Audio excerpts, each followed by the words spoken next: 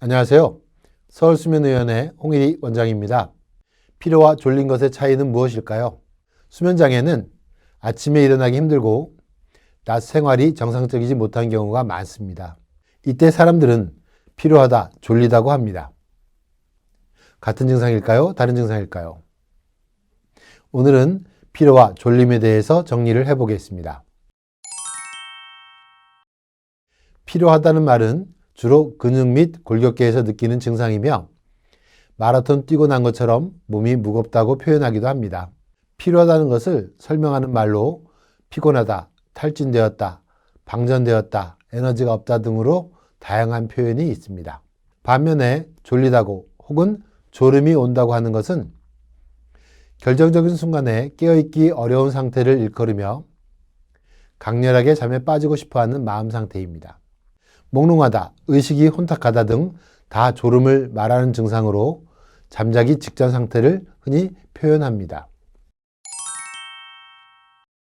피로는 잠을 잘 못 자서 생기는 경우도 있지만 다른 질환의 증상으로 나타날 수도 있습니다.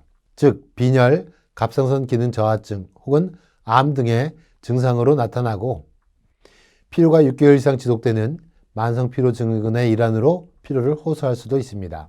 반면에 졸음의 원인은 깨어있는 시간이 길어질수록 뇌 안에 아데노신이라는 화학물질이 쌓이게 되면서 나타나는 증상입니다. 잠이 필요한 것을 나타내는 한 시그널입니다. 우리가 흔히 즐겨 먹는 카페인은 뇌 안에 화학물질 작용을 못하게 방해해서 졸리지 않게 합니다. 따라서 커피를 많이 마시거나 자기 전에 먹으면 잠을 방해하게 됩니다. 매우 졸리면 잠에 빠지게 만듭니다. 하지만 아주 피곤한 상태라도 잠을 자게 만들지는 않습니다. 잠을 자고 나면 개운하게 일어나고 자고 싶은 욕구는 거의 사라지고 졸리지 않게 됩니다. 하지만 피로감은 다 해소되지 않을 수 있습니다. 다른 상황을 표현하는 다른 증상이기 때문입니다. 피곤한 것은 주로 육체적인 문제에 정신적인 현상이 추가되어 나타나는 증상이고, 졸림은 잠이 부족하거나 질이 나빠서 잠에 대한 욕구가 증가되어 나타나는 증상입니다.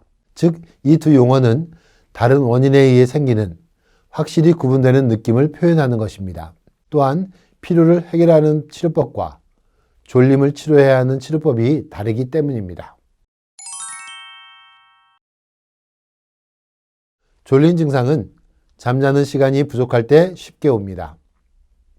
시험 때에 밤을 새우거나 컴퓨터 게임을 하느라고 잠을 적게 자면 당연히 졸음을 호소합니다. 시간을 충분히 자도 질이 나쁜 경우, 즉 여러 수면장애에 의해 자주 깨거나 깊게 못 자도 낮에 졸리게 됩니다. 물론 깨어있는 능력이 떨어지는 기면병에서도 주체할 수 없는 졸음을 호소합니다.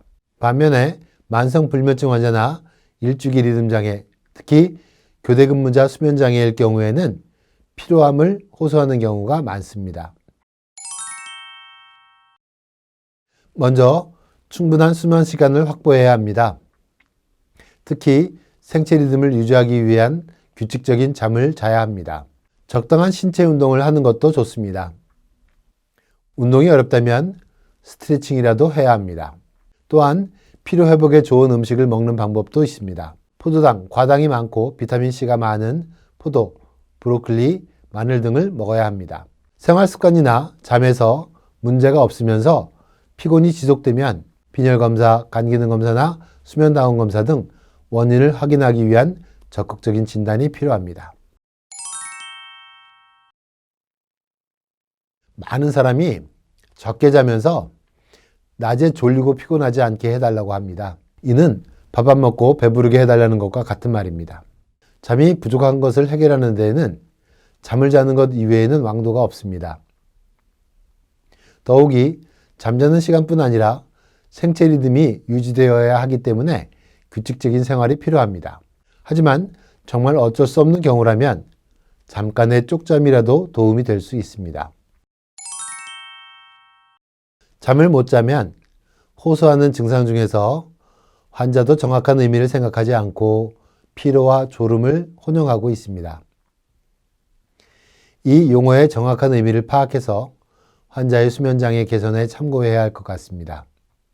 당신의 꿀잠을 응원합니다. 감사합니다.